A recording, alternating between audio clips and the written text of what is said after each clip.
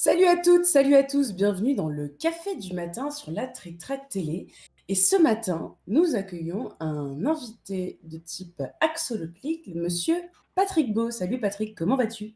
Salut Mathilde, ben ça va très bien, merci pour votre invitation. Merci d'être là.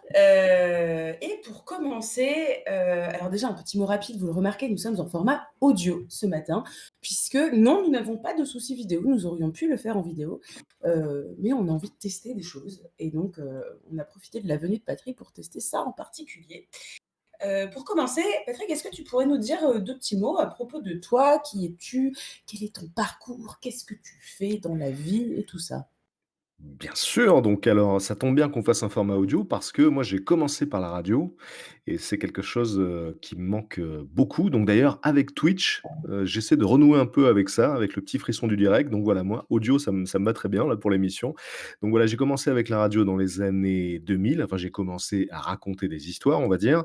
Et puis ensuite, en 2009, quand j'ai arrêté la radio, j'ai ouvert un blog intitulé Axolotl sur lequel j'écrivais des histoires étonnantes, sur les curiosités du monde. Ensuite, ce blog est devenu un livre, puis, une chaîne YouTube en 2013 et à partir de là, donc, il y a eu un effet, boule de neige, on va dire. La chaîne a eu du succès, ça m'a permis de décliner le concept en bande dessinée. Il y a eu d'autres livres ensuite. Il y a aussi un événement, sur scène qui s'appelle La Veillée où des gens viennent raconter, des histoires extraordinaires ou des expériences de vie, surprenantes, que qu'ils et elles ont vécues et voilà donc depuis plusieurs années maintenant, j'ai la chance de pouvoir vivre de cette passion qui consiste à partager les choses qui m'étonnent et qui m'émerveillent. Un conteur donc en quelque sorte. Alors oui, oui, on peut le dire comme ça, en tout cas j'aime dénicher, collecter des choses surprenantes, des choses intéressantes, des choses merveilleuses et les partager ensuite sur différents supports. J'aime bien, m'essayer à différents formats, différentes manières de faire donc il y a les vidéos sur la chaîne YouTube, sur Twitch aussi depuis peu. Il y a les bandes dessinées, il y a les livres. Voilà donc le point commun entre tous ces projets-là, c'est vraiment ce goût de l'émerveillement et de l'étonnement. Et ton parcours en tant que joueur, est-ce que tu pourrais nous en dire un mot aussi? Alors, joueur au sens très large alors du coup parce Au que sens très, vraiment, très large. voilà moi j'ai toujours adoré les jeux sous toutes leurs formes, en particulier les jeux vidéo, hein. Vraiment je suis un vieux de la vieille moi donc j'ai commencé, à jouer, à partir de 1985-86 je dirais donc à l'époque, il y avait 3 pixels qui se couraient après sur l'écran, mais ça suffisait à me fasciner et puis donc j'ai eu la chance de pouvoir, suivre l'évolution de ce média, jusqu'à aujourd'hui donc aujourd'hui je serais plutôt dans la réalité virtuelle. Vraiment c'est le truc qui me fascine le plus en ce moment et sinon, ben j'ai beaucoup d'amis, qui soit travaillent dans le milieu du jeu de plateau, soit sont des gros joueurs donc du coup, j'ai la chance de pouvoir découvrir de nouveaux jeux assez régulièrement. Hem, ensuite, de quoi pourrait-on parler par rapport aux Une, jeux? une découverte récente dont tu voudrais nous parler, par exemple? Ben, là, il y a une chaîne YouTube qui s'est lancée il y a peu, donc qui s'appelle Le Bon Nerd, Mmh mh. qui a été lancée, en tout cas qui est produite par, donc mon ami, Damien Maric avec qui d'ailleurs on organise la veillée. Mmh Donc mh. Damien, lui, c'est vraiment un homme de jeux de plateau, hein. Il en a des centaines et des centaines chez lui. Il me fait tout le temps découvrir des trucs, de fou et donc voilà, il produit cette chaîne qui a été, également, co-créée par, Lucien Mène et donc sur cette chaîne, un des formats consiste à inviter des gens pour les faire jouer à des jeux et donc moi, quand j'ai été invité, c'était avec, Quentin de la chaîne HAL 236 et Mmh on mh. a joué au jeu Azul. Donc on a découvert Azul Mmh et mh. j'ai beaucoup aimé ce jeu, vraiment, parce que je trouve que c'est un jeu qui réussit à réunir à la fois, l'esthétique, parce qu'il est très Mmh beau mh. ce jeu, à la fois la simplicité et moi j'adore quand un jeu est simple et intelligent. Je trouve que ce qu'il y a de plus compliqué, c'est de réussir à réunir ces 2 facteurs-là et je pense que les plus grands jeux sont ceux qui réunissent la simplicité et la complexité derrière une fois qu'on a maîtrisé, les règles. Je pense au jeu de Go par exemple, hein, qui est sans doute le Mmh. jeu, un des jeux les plus simples au départ et qui est en fait un des plus complexes et donc Azul m'a fait un peu penser à ça. Le concept est simple, donc il s'agit de collecter, en tout cas dans la version, originale. Il s'agit de collecter des tuiles, donc des tuiles, portugaises. C'est pour ça que le jeu s'appelle Azul, c'est vraiment les carreaux comme ça de faïence, qui sont, très fréquentes au Portugal. Donc il s'agit de collecter des tuiles comme ça de différentes couleurs et de les assembler, sur une sorte de damier et il y a énormément de stratégies qui jaillissent de ce concept très simple et il se trouve que, peu après avoir découvert ce jeu, je suis parti au Portugal une semaine en vacances et là, sur Oh! place, donc on a acheté avec ma compagne Azul Sintra, puisqu'il y a plusieurs versions du Hydro de jeu. Sintra, je crois, oui. Voilà et il se trouve que Sintra donc c'est un village qui est proche de Lisbonne, qui est incroyable. On peut y voir des palais, assez fascinants et en particulier le palais de la Peña qui est multicolore. Mmh. Et donc, quand on était à Lisbonne, du coup, on jouait à Azul Sintra, donc il y avait une mise en abîme assez sympa et le principe est similaire, sauf que là, c'est plus des carreaux de faïence, c'est des vitraux, puisque voilà, il y a des vitraux assez spectaculaires aussi là-bas et donc j'ai pas joué à la 3e version du jeu parce qu'il y en a une troisième, je sais plus comment elle s'appelle. Pavillon d'été, je crois, D'accord, ben voilà, de bah celle-là, mémoire. j'y ai pas joué encore, mais en tout cas, voilà, ça, c'est mon dernier gros coup de cœur, jeu de plateau, ouais, Azul. D'accord. C'était donc, sur la chaîne Le Bon Nerd. D'ailleurs, au passage, si vous voulez y jeter un coup d'œil, vous trouverez dans la playlist La Bonne Pioche, la vidéo dont Patrick vient de vous parler et également celle dans laquelle nous nous sommes rendus avec monsieur Guillaume pour jouer à Abyss Conspiracy. C'était aussi fort sympathique.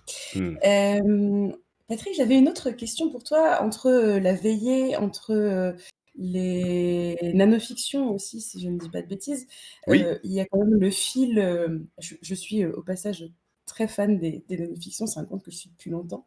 Ah bah, merci beaucoup.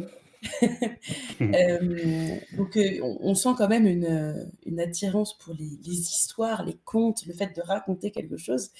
Ouais. Est-ce que tu connais un petit peu des jeux de société qui sont des jeux narratifs? Et qu'est-ce que tu en penses en tant que, support Alors, de l'histoire? là, spontanément, ce qui me vient à l'esprit, c'est, j'ai adopté un dragon, c'est ça le titre? Je me trompe pas? Ça te dit quelque chose? Je ça me dit quelque chose, mais alors il va falloir que je vérifie parce que là, j'ai pas tout le C'est un pédigré en jeu tête. c'est un jeu avec des dés narratifs. Mmh. Donc, chaque dé correspond à, une articulation, on va dire, de l'histoire du type, voilà, vous partez, de tel endroit, vous rencontrez une personne, il se passe ci, il se passe ça. Disons Mmh que chaque facette correspond à une sorte de support narratif.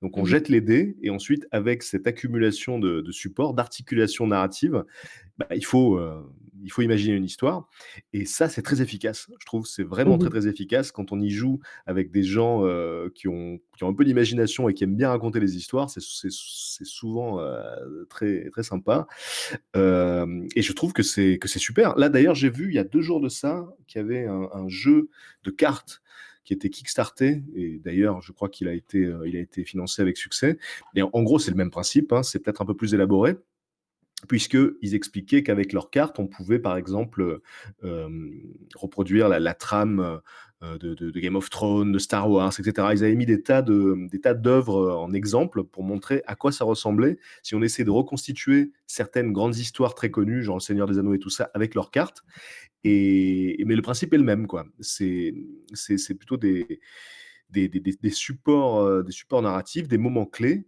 qu'on va remplir, nous, avec notre propre histoire. On va plaquer notre histoire sur leur squelette, on va dire Mmh. et c'est très malléable, quoi. On peut vraiment, transformer ça dans tous les sens et je trouve que c'est très cool parce que quand on part de rien, pour raconter une histoire, c'est très compliqué.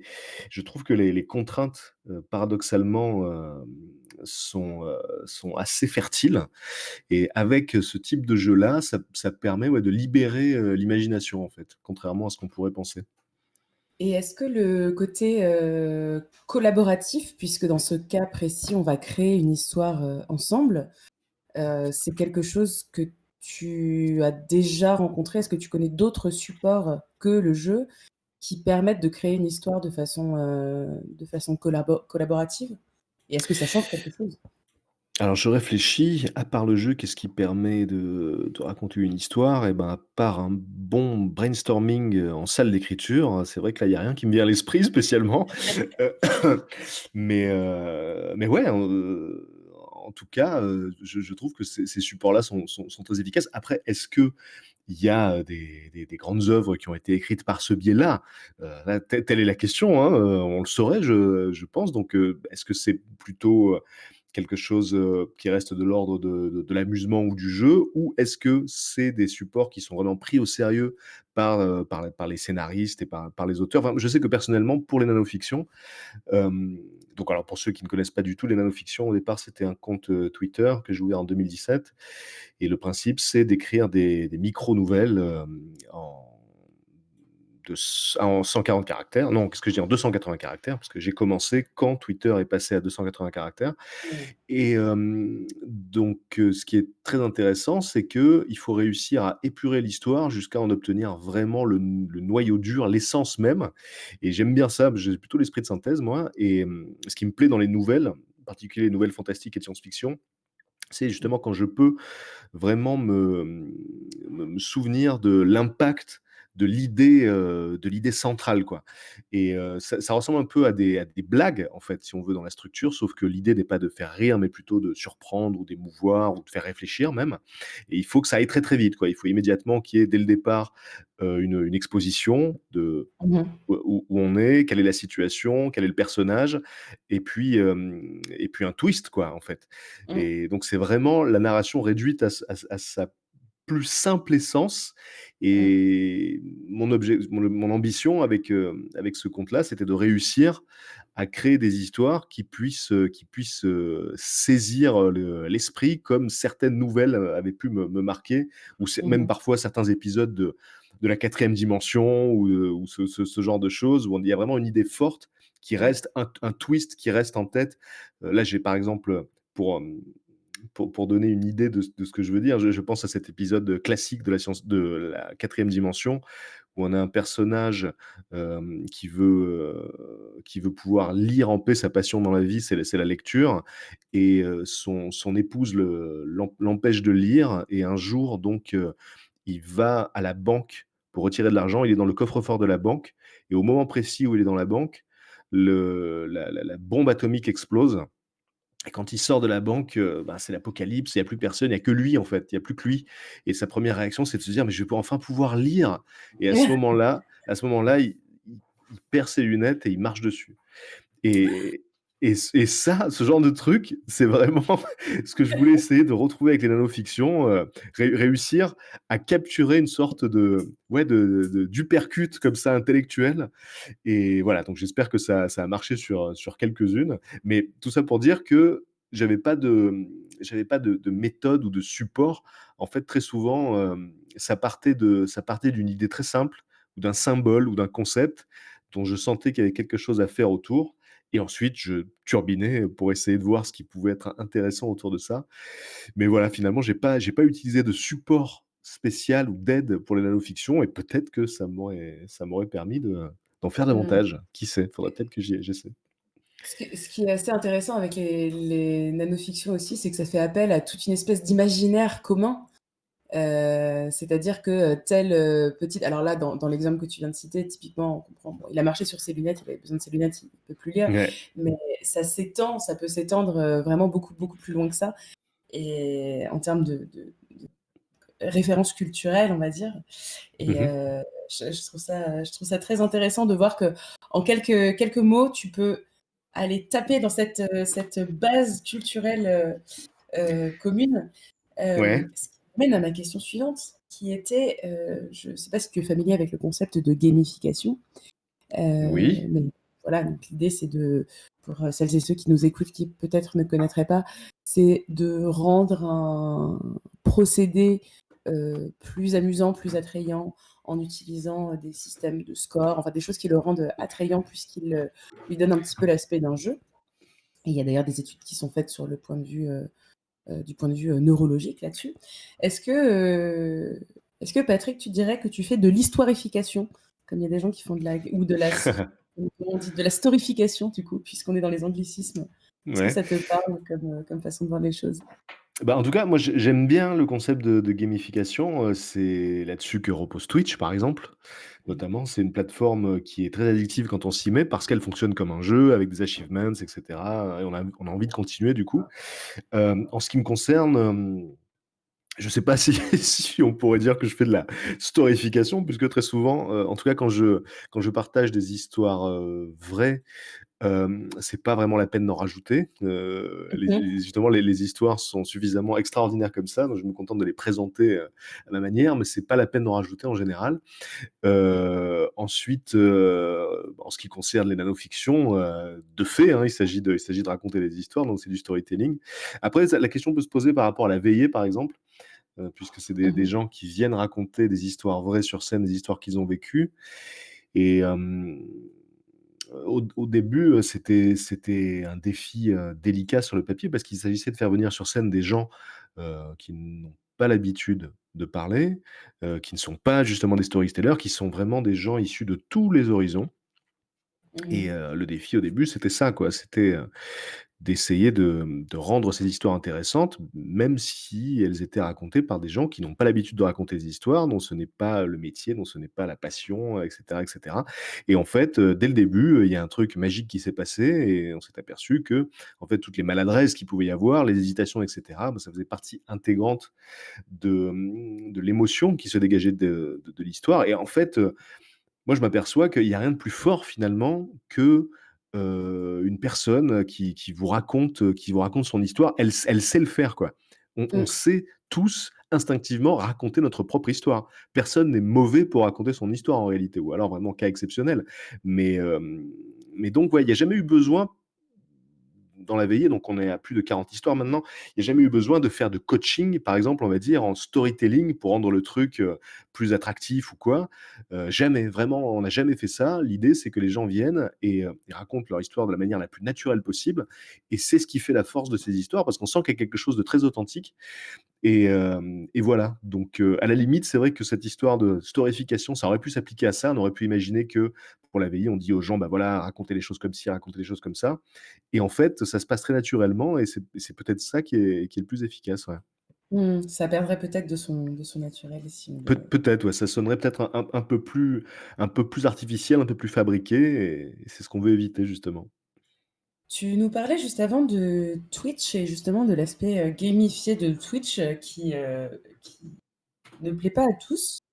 Mmh mh. Heu, qu'est-ce qui t'a donné toi envie de te mettre à Twitch pendant le confinement? Parce que c'est assez récent si je dis pas de bêtises. Ouais. Alors, en fait, ça faisait longtemps déjà que j'avais envie, de faire des lives.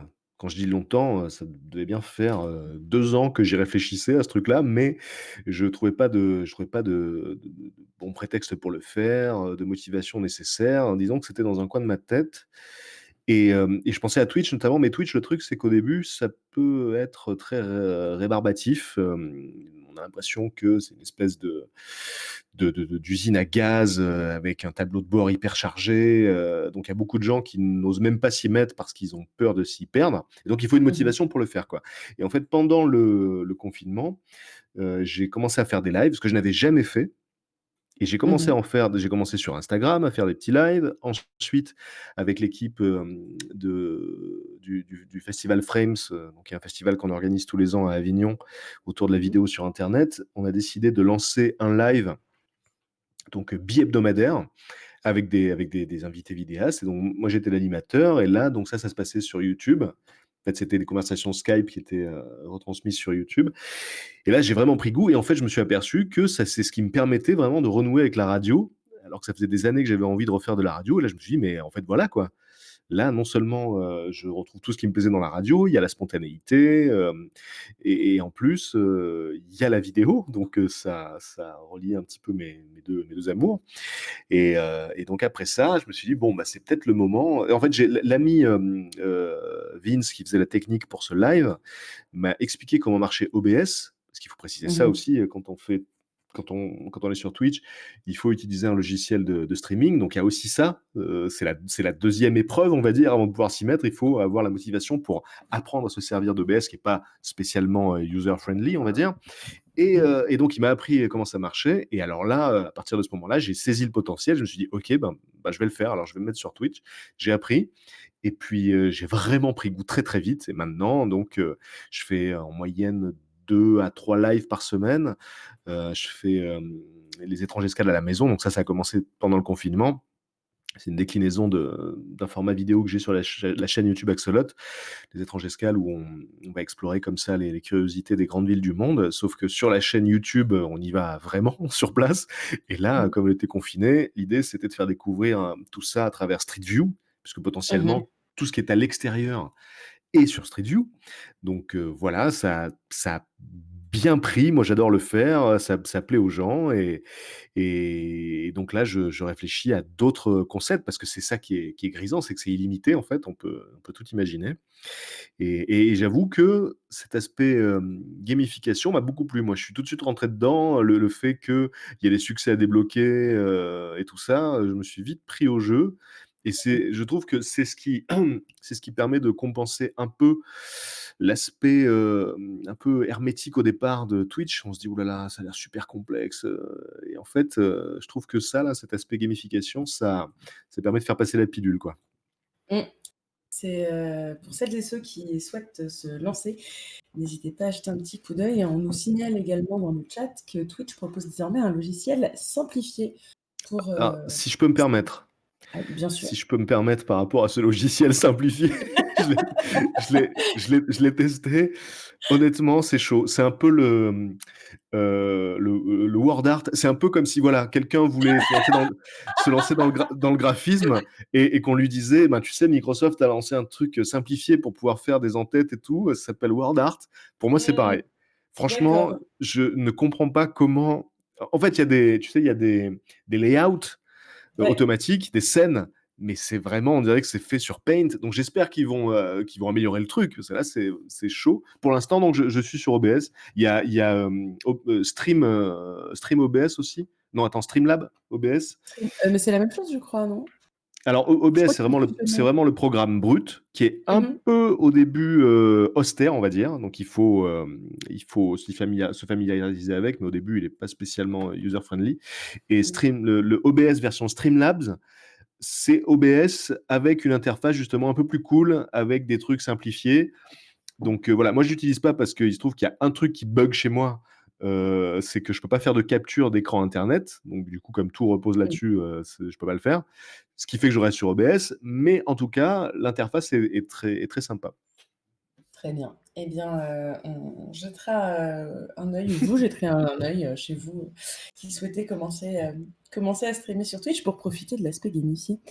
On commence à s'approcher doucement de la fin de ce café du matin version audio. Mais avant de conclure, Patrick, il faut que je te pose cette question, bien sûr. Pourquoi un axolotle? Alors pourquoi un axolotle? Eh bien parce que quand j'avais, une émission de radio dans les années 2000, elle s'appelait Exocet, et donc l'exocet, c'est le nom, scientifique du poisson volant. Et en 2009, je pense, vers 2008-2009, j'avais arrêté la radio, et il y a eu, une année, on va dire, de flottement où, je continuais à collecter des histoires, mais sans les partager. C'était, purement, personnel. Et puis, pendant cette année de recherche, j'ai découvert l'animal, l'axolotl, Mmh. et je me suis dit que ce serait une mascotte parfaite pour parler de curiosité. Et en plus de ça, il y avait une continuité, au niveau au niveau du son, quoi, Exocet, Axolot, ça sonne un peu pareil, ça finit par un T, il y a un X dedans. Enfin, Axolot, là, il y a un L à la fin. Donc moi, j'ai enlevé Mmh. le L, du coup, pour garder cette espèce de continuité avec Exocet. Mmh. Et D'accord. puis surtout, la mascotte en elle-même, pour moi, symbolise parfaitement, justement cet aspect curiosité du monde puisque c'est un animal qui est visuellement incroyable et qui a des tas de capacités hallucinantes. Il pourrait générer ses organes et ses membres. Donc, très, très vite, voilà, quand j'ai eu, envie de lancer un blog, je savais déjà que la mascotte et le nom, ce serait Axolot et c'est resté depuis. Voilà. Très bien. Eh bien, c'est un plaisir de partager cette mascotte avec toi, en tout cas. Je pense que je peux le dire, au Ben oui, au nom de l'équipe Track. mais vous, c'est pourquoi du coup? Eh bien, écoute, je ne sais pas. Si, je D'accord. sais que Germain est avec nous dans le chat, peut-être que Germain en a une idée, mais c'est un axolote qui est surnommé le Pouic et D'accord. je sais que ça fait un sacré paquet d'années. C'était l'animal de compagnie de Mops, d'accord, Mops, Oh! D'accord. Bah, voilà. qui, qui travaille donc toujours sur Freak et ça fait, un sacré bout de temps qu'il est là, qu'on salue d'ailleurs OK. merci à Mops de nous avoir inspiré cette mascotte parce que je la trouve, ma foi, fort sympathique. Bah, ouais, Pour, elle est très sympa. pour conclure, Patrick, est-ce que tu peux nous parler un petit peu de ton actualité, nous dire où est-ce qu'on peut te retrouver en ce moment? Où est-ce qu'on peut te suivre? Heu, Alors, qu'est-ce actualité. qui qu'est-ce qui vient? Donc vous pouvez, me suivre sur la chaîne Twitch, donc c'est Patrick Beau tout attaché. Il y a, comme je le disais, 2 à 3 lives par semaine, ça dépend de l'inspiration du moment. Vous pouvez aussi, donc aller sur la chaîne YouTube Axolot. Là, je suis en train de monter le prochain épisode des Étranges Escales, mais cette fois, le format classique, on va dire. Donc Mmh. c'est à San Francisco. Je suis en train de le monter. Je pense que semaine prochaine, il devrait être diffusé sur la chaîne. Donc ça fait très longtemps qu'il y a pas un épisode d'Étranges Escales qui est sorti, donc j'ai hâte. Et sinon, bah, il y a des livres aussi. Mon dernier bouquin, c'était Nature secrète sur les merveilles du vivant, qui est Ouais. sorti en fin d'année dernière. Il y a aussi une BD. La dernière en date, c'est Le Bestiaire extraordinaire, qui est un spin-off d'Axolot, justement sur les animaux bizarres et les comportements étranges dans le règne animal. Et puis, il y a un livre qui aurait dû sortir le 1er avril et qui a été repoussé pour cause de confinement, évidemment, qui sortira à la rentrée, qui est le livre des étranges escales. Donc voilà, toutes les destinations des vidéos combinées, condensées dans un livre avec des lieux inédits, des anecdotes, et cetera, des bons conseils. Donc voilà. C'est bien noté. Merci beaucoup, Patrick, d'avoir, été avec nous ce matin et d'avoir répondu à nos questions. Et ben, merci à Heu toi, merci à vous. et et puis, eh bien, on te retrouve à tous ces endroits différents. Merci à Florian également qui a été à la réalisation. On vous salue, on vous souhaite une excellente journée et puis on se retrouvera cet après-midi pour, un live sur, Kraken Attack et j'ai oublié la deuxième sortie de Yellow King of Tokyo Dark Edition. C'est bon, ça vient de me revenir. Voilà, donc vous aurez, un petit peu des actualités d'Yellow et puis demain matin, ça sera le café du matin, des sorties de la semaine, comme vous commencez à en avoir l'habitude le jeudi. Une excellente journée à vous. Salut Patrick, salut Bonne Florian. journée, salut.